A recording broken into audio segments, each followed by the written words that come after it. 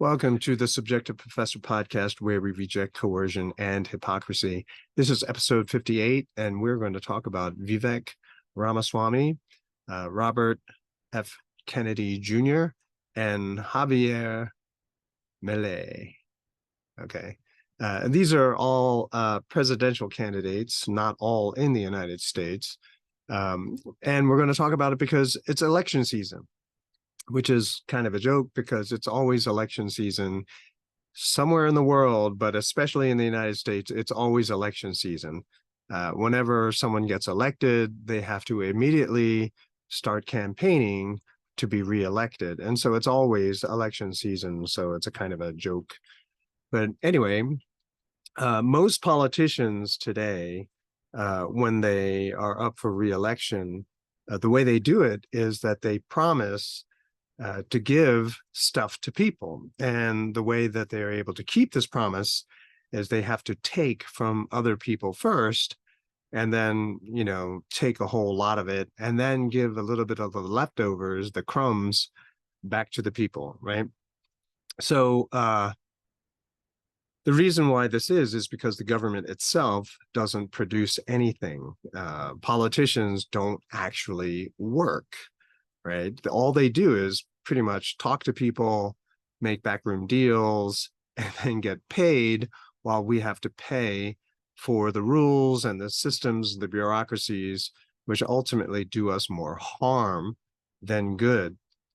Traditionally, government would have to borrow from the taxpayers in order to carry out a lot of the programs that it desired, but they figured out, especially now with fiat currency that we have here in the United States, they can just simply print the money. And so essentially, they are taking from everyone who uses the dollar. And that's pretty much most of the people in the world, because the dollar is the reserve currency of the world. And so that's what's going on. The government is basically stealing from everybody to whom the dollar is somehow significant. Maybe there was a time, I don't know my history that well, but maybe there was a time, I imagine, when some candidates didn't promise to steal from other people to fulfill the promises that they made to the people who voted for them. But they probably lost their election bid, and they lost to people who promised to steal from other people so that they can be given quote unquote free stuff. And in order to sort of validate and give more strength to this kind of phenomena, the school systems here in America have been dumbed down. In other words, that aspect of politics and government is not discussed in the classroom, right? So even my own education, which happened so long ago, 40, 50 years ago, all we learned about were the three branches of government: executive, legislative, and judicial, and how it's all about checks and balances. Well, no one explained lobbyists to us, right? They didn't explain executive orders to us or anything like this. And so that becomes problematic. So most people believe that the system is essentially better than what we had before. And so they generally don't complain. And if they didn't get, or they weren't paying attention too much in high school, then they go to the indoctrination camps that we call college or universities, where most of the faculty are Marxists or leftists, believe that wealth is bad, prosperity is bad, and so we have to eradicate prosperity for most of us so that the most of the people get to pretend that they're somehow equally poor, while the people who pull all the strings, and everyone believes that they're going to be part of that crowd, right? That's why they vote for it. It's only other people who are evil and need to be dispossessed of all their property. So they go to university and they're indoctrinated by all these Marxists. I think I saw a statistic that the number of registered Republicans versus Democrats is something like 1 to 9. And then in some universities, it's like 1 to 19. And then in some schools, there is not a single registered Republican in the entire school faculty. And that would mean administration too, because often administrators are chosen from the faculty. And so you can imagine how I felt when I was at the university being, libertarian-ish, right? So neither Republican nor Democrat. It was very lonely, but I think that made me more interesting to a lot of students because they wanted to hear something different, not to agree, but just to hear a different subjectivity, right?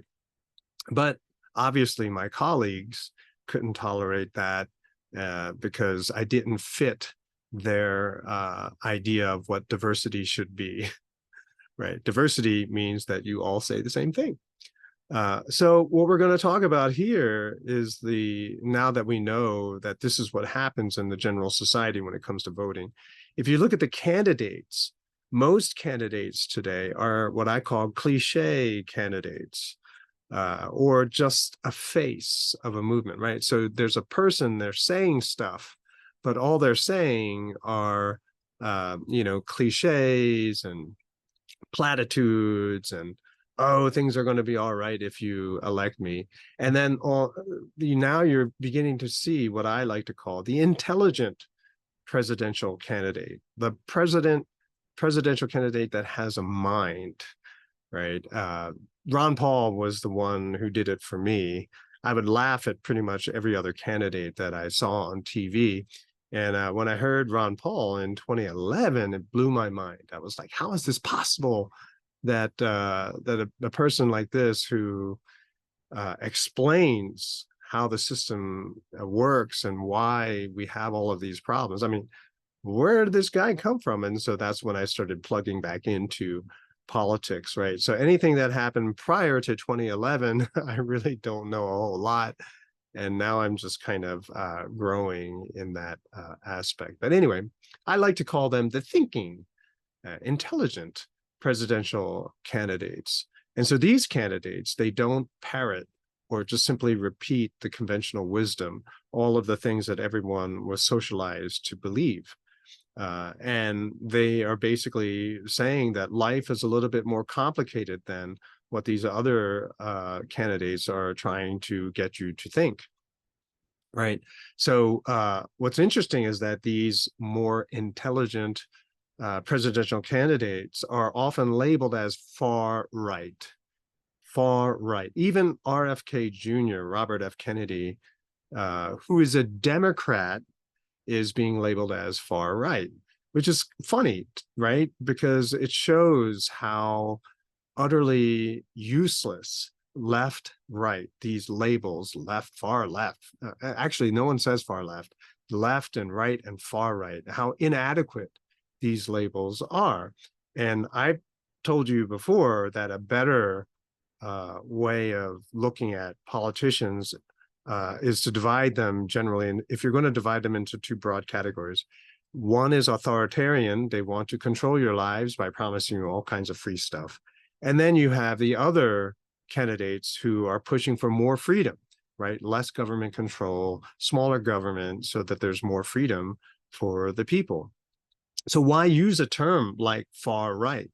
Well, it's to discredit the candidate, right? Oh, they're far right. And if you're largely politically ignorant, like I was prior to 2011, you're going to hear that label and you're going to say, ooh, I should be careful about that person. That person might be a Nazi or something, And so they're gaslighting, perhaps. And so for the ignorant voter, that's all you need to hear. And so you're not going to consider this person at all.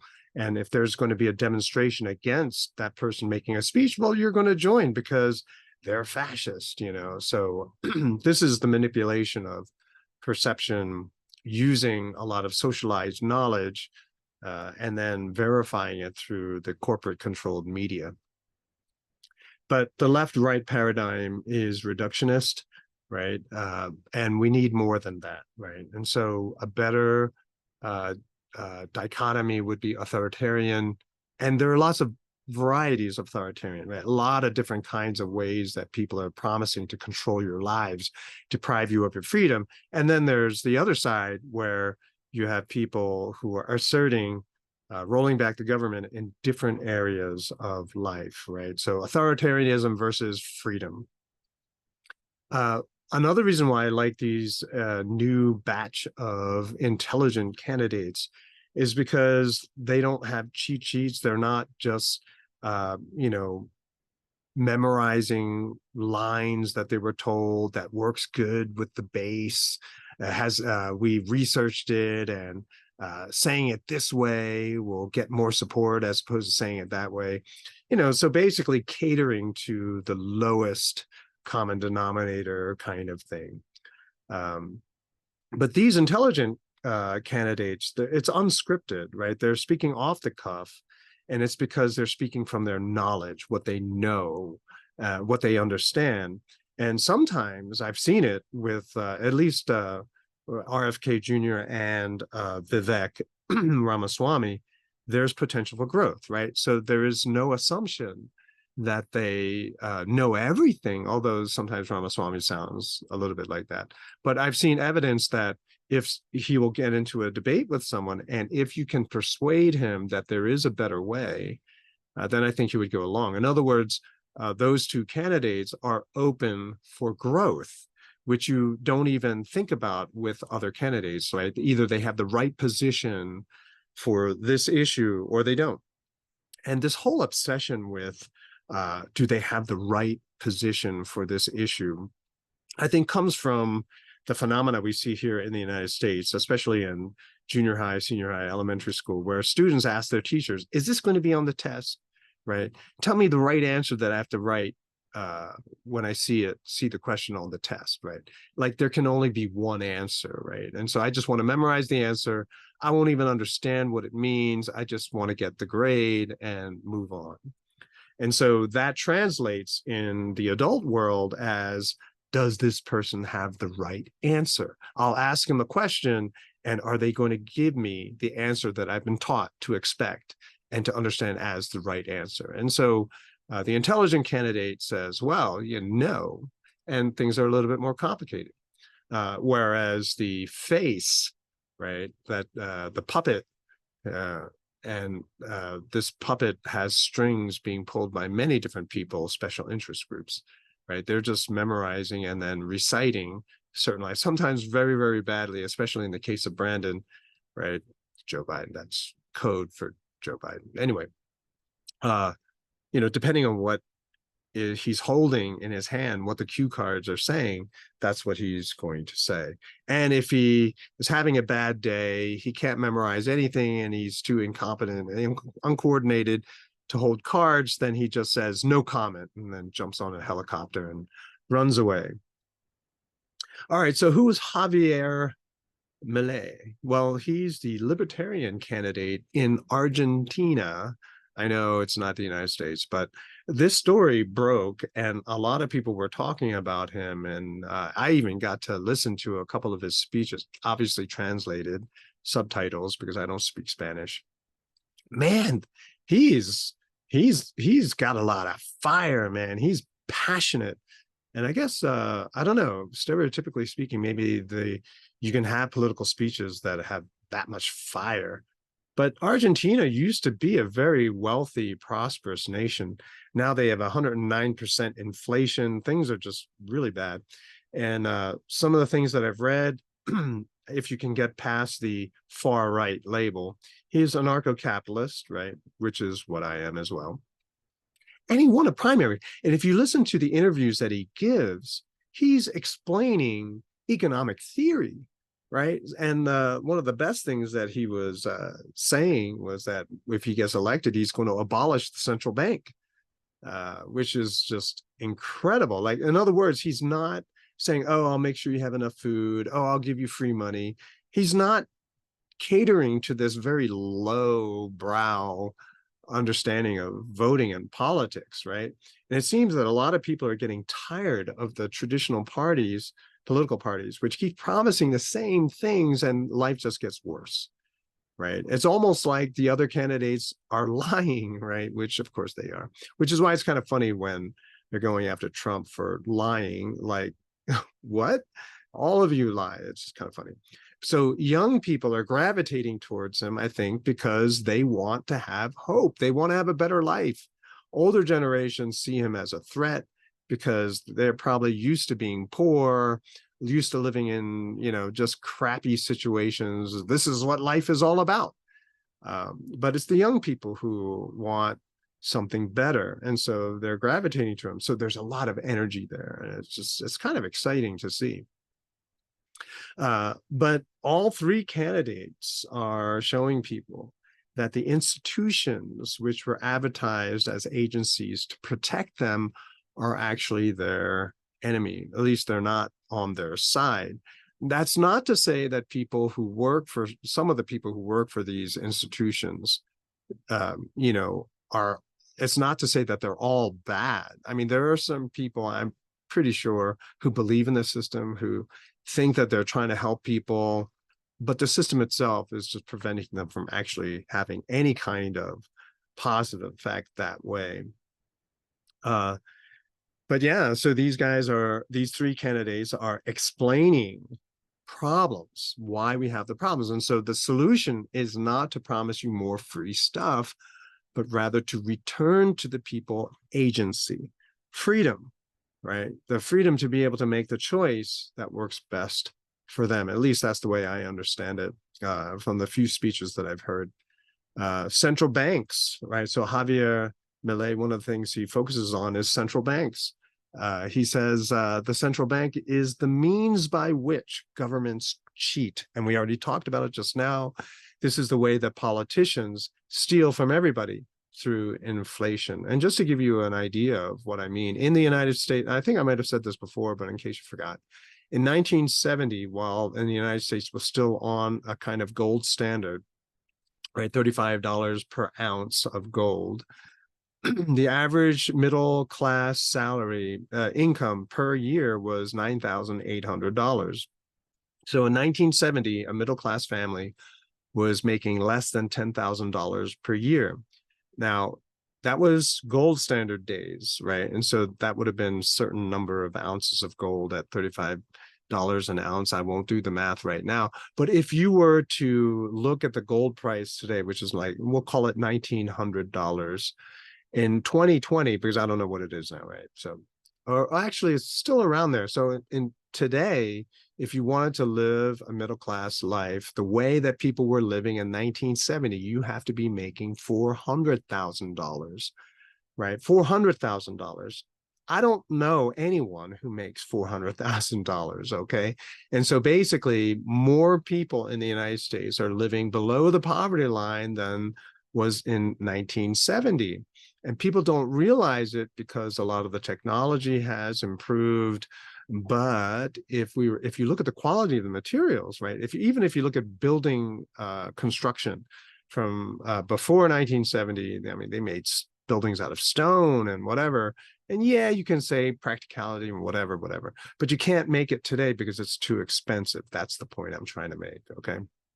So not saying that they would go back to using stone, but I'm just saying that trying to restore the older building, it just costs too much money. Another thing that all three candidates, well, the two at least in America, and arguably central bank is a letter agency, right? They are trying to abolish a lot of them. At least Ramaswamy is. He said that he would abolish many of those agencies because we don't need them. They just exist to cause problems for us, right? And so on the one hand, they're promising to make life better, but on the other hand, no, not really. Like I just saw a video today of a windmill on fire. And so, and it was burning out of control, right? There's no way to put it out. And so the amount of CO2 that resulted from that fire far exceeded any kind of savings, energy savings, CO2 savings that it could have produced in its entire lifetime, right? And so basically, the whole green energy thing is extremely subjective, but more often than not, it is just simply not worth the expenditure, right? The amount of money that's being spent on it. So these three candidates try to show that life is far more complex than what most people are pretending it is. In other words, there's no magic bullet, right? There's no easy program that you can start, or just like, there's no weapon that you can send to the Ukraine and all of a sudden the Ukrainians will start winning. No, it's just more death. That's all.